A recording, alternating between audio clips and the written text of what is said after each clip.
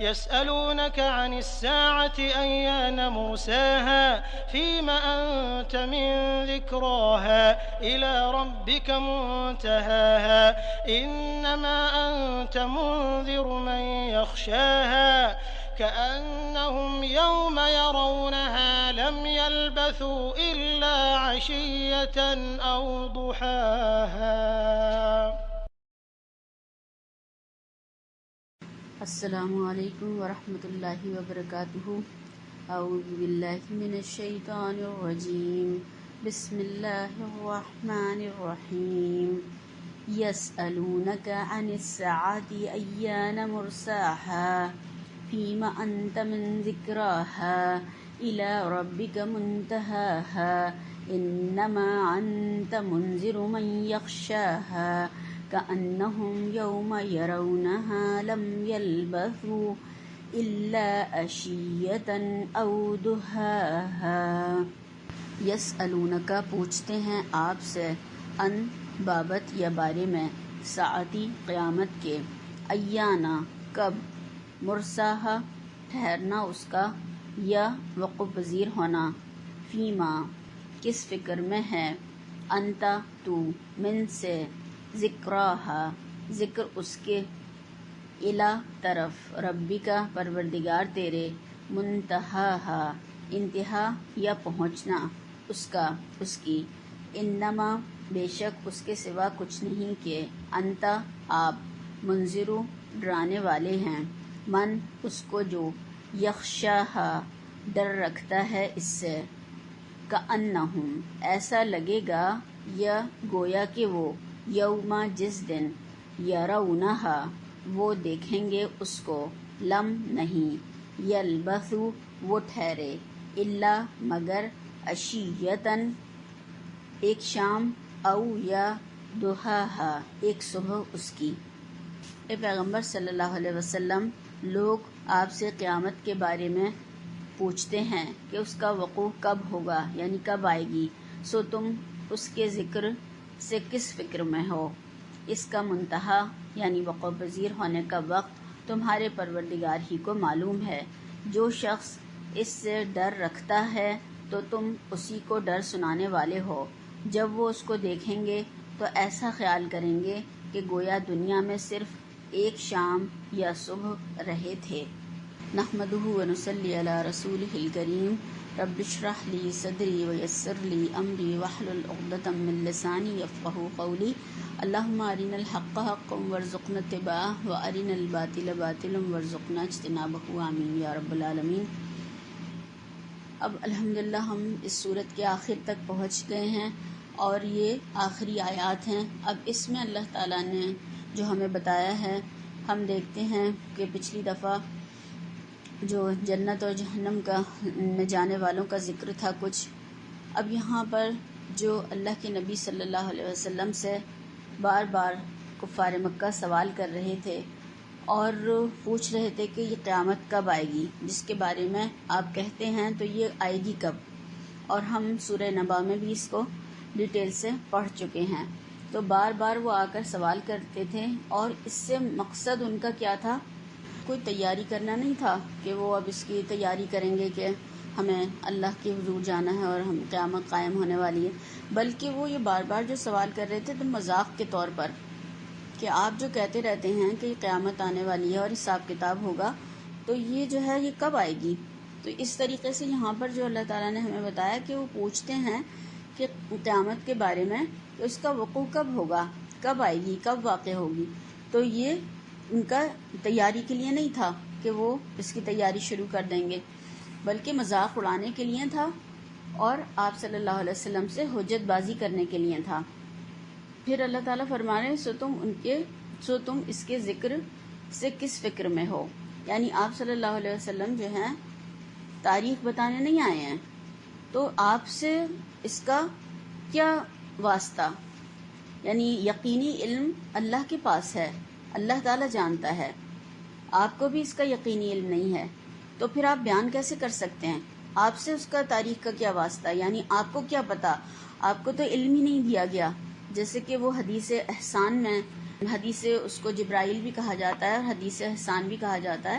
تو وہ جو ہے اس میں جب جبرائیل علیہ السلام نے سوال پوچھا آپ صلی اللہ علیہ وسلم سے قیامت کے بارے میں، تو آپ نے کہا کہ جو سوال پوچھ رہا ہے اور جس سے سوال پوچھا جا رہا ہے ان دونوں کا علم ایک جیسا ہے، دونوں کو نہیں پتا کہ قیامت کب آئے گی. یہ علم تو صرف اللہ تعالیٰ کو ہے. اللہ تعالیٰ جانتے ہیں کہ قیامت کب قائم ہوگی. آپ کو اس ذکر سے کیا واسطہ، کیا آپ کا لینا دینا، یعنی کہ آپ کا اس سے کوئی تعلق ہی نہیں ہے. آپ صلی اللہ علیہ وسلم کا یہ کام ہی نہیں تھا. آپ قیامت کی تاریخیں بتانے نہیں آئے تھے، بلکہ یہ بتانے آئے تھے کہ قیامت قائم ہوگی اور اللہ تعالیٰ اس دن حساب لے گا. آپ تو دین سکھانے آئے تھے. آپ کو تو اللہ تعالیٰ نے جو کام دیا تھا وہ دین کی تعلیم دینا تھا، لوگوں کو قرآن سمجھانا تھا، بتانا تھا، احکامات بتانے تھے. وہ تمام چیزیں آپ صلی اللہ علیہ وسلم نے بتائیں، اور یہ اس کی تاریخ نہ اللہ نے بتائی آپ کو، نہ آپ نے لوگوں کو بتائی. اور ہم اس بات کو اس مثال سے بھی سمجھ سکتے ہیں کہ کون شخص کب مرے گا یہ کسی کو نہیں پتا، کس کا انتقال کب ہوگا کسی کو نہیں معلوم ہے. بس بتایا کیا گیا ہے، یہ معلوم ہے ہمیں، یہ بتایا گیا ہے کہ ایک دن ہر ایک کو مرنا ہے. یعنی کل نفس ذائقۃ الموت، ہر انسان کو مرنا ہے، ہر انسان کو موت آئے گی. اللہ کے علاوہ کوئی بھی زندہ نہیں رہے گا. اللہ کے چہرے کے علاوہ کوئی چیز دنیا میں باقی نہیں بچے گی. تو اگر ہم کسی سے کہیں کہ تم اپنے لیے تیاری کر لو یا آگے اپنے لیے کچھ بھیج دو، تو اس میں اس کی تاریخ بتانا کوئی مقصود نہیں ہے کہ تمہیں کس دن موت آنے والی ہے یا کون سی گھڑی ہوگی وہ، یا کس دن تم دنیا سے جاؤ گے. بس یہ بتا دیا گیا کہ ایک دن جانا ہے، تو جانا ہے ایک دن، اور اس کے بارے میں اس کی ڈیٹ بھی نہیں بتائی گئی ہے. تو پھر اس کی تیاری کرنا تو زیادہ ضروری ہے. کیا پتہ کل ہو یا پرسوں ہو یا 2-4 دن بعد ہو، کب ہو کسی کو کچھ نہیں معلوم. تو یہاں تیاری کرنا مقصود ہے. جو بتایا گیا ہے وہ یہ کہ تم کل کے لیے تیاری کرو. اس کی ڈیٹ سے تمہیں کیا لینا دینا ہے کہ کب آئی گی، وہ اللہ کا حکم ہوگا، جب وہ چاہے گا جب آ جائے گی. اور پھر اللہ تعالیٰ فرمانے اس کا منتہا، یعنی اس کا جو وقوع پذیر ہونا ہے وہ تمہارے پروردگار ہی کو معلوم ہے. یعنی کب وہ واقع ہوگی اللہ کے علاوہ کوئی نہیں اس کے بارے میں جانتا، کسی کو معلوم نہیں ہے.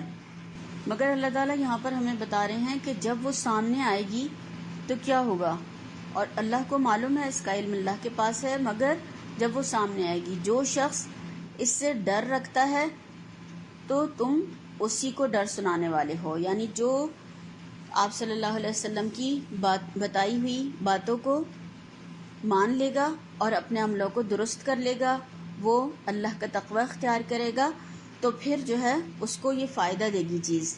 اور جو عمل درست نہیں کریں گے ان کے لیے نقصان ہی نقصان ہوگا. آپ صلی اللہ علیہ وسلم تو منذر ہیں، خبردار کرنے والے ہیں، ڈر سنانے والے ہیں، تاکہ لوگ اپنے عملوں کو درست کر لیں. علم کسی کو بھی نہیں دیا گیا، اللہ کے علاوہ کسی کو معلوم نہیں ہے. پھر اللہ تعالیٰ فرما رہے ہیں کہ جب وہ اس کو دیکھیں گے، یعنی جب وہ آئے گی، آنے والی ہے، وہ آئے گی ضرور.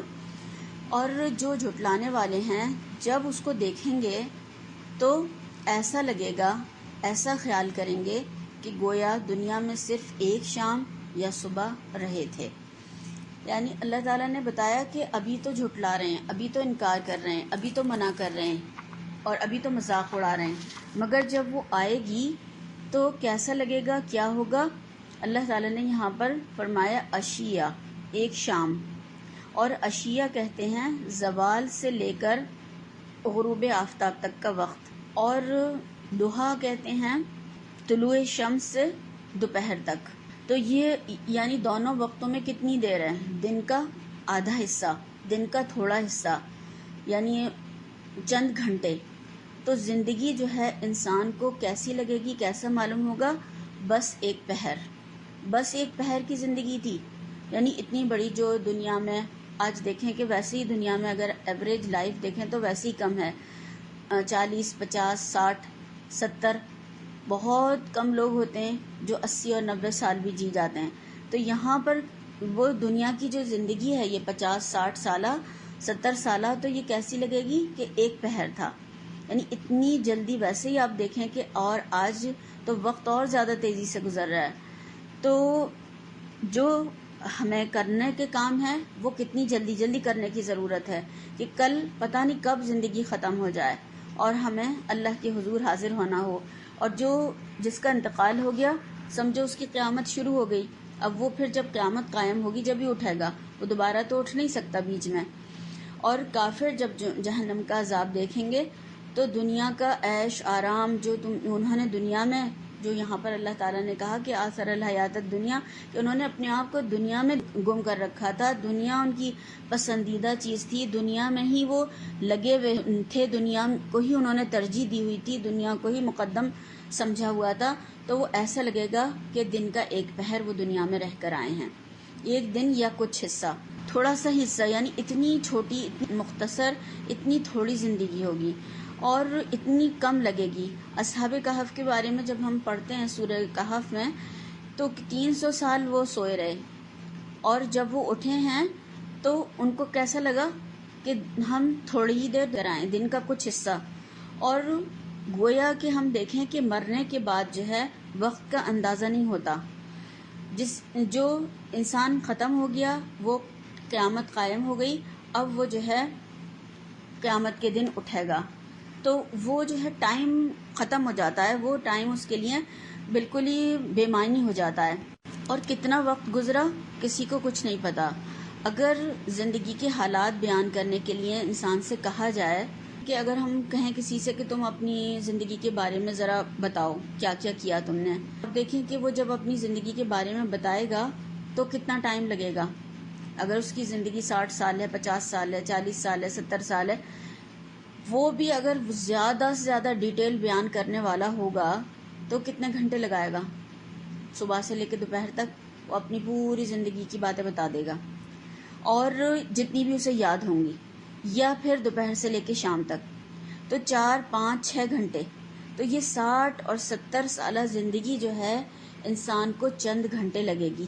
تو یہاں پر اللہ تعالیٰ نے ہمیں یہی بتایا کہ انسان اب یہ سوچے کہ وہاں سوچے گا کہ چلو چندی پہر تو تھے، میں اللہ کی اطاعت میں گزار دیتا، اللہ کی فرمانبرداری میں گزار دیتا، اللہ کے احکامات پر عمل کرنے میں گزار دیتا، اور اللہ کے اس دین کو نافذ کرنے میں گزار دیتا دنیا میں، تو آج میں کتنا کامیاب ہوتا.